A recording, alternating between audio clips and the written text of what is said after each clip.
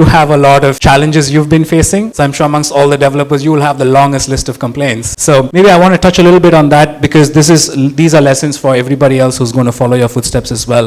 And we're here to support each other as an industry collectively. So if you could highlight some of the challenges that you faced and how you overcame them, and what lessons can you provide to some of our other colleagues here in the room? In this, from a chemical engineering perspective, there are challenges. Yes, there is a back of an envelope design you do and say, you put an ASU, you put an electrolyzer, you get hydrogen, you get nitrogen, and then you make ammonia. But it's not as simple as that. So there is, as our engineering team is currently diving in, we are getting 650 megawatts of electrolyzers coming in, starting in another 4 months from our friends in John Cockerell. There is a lot of detail and there's a lot of devil in this detail. I'm sure I come from technology business.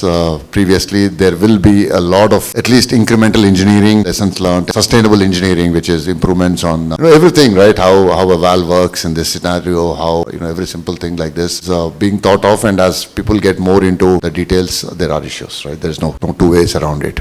Just for example, this whole bunch of electrolyzers were installed in China. They were trying to operate them at a very low load factor, 20-30%, and they saw the hydrogen oxygen mix increasing, and suddenly there were explosions. We can't have things like those happening. So for example, how do you solve that? Of course, our biggest strength was our pump storage and ability to provide round the clock power, but it's never a steady state. You never get 100% power line. So then we had to do a lot of engineering study to understand at what level the current electrolyzer systems can operate at 50-60%, and we can't go below that. So these are some of the learnings that we are going through from a technical perspective.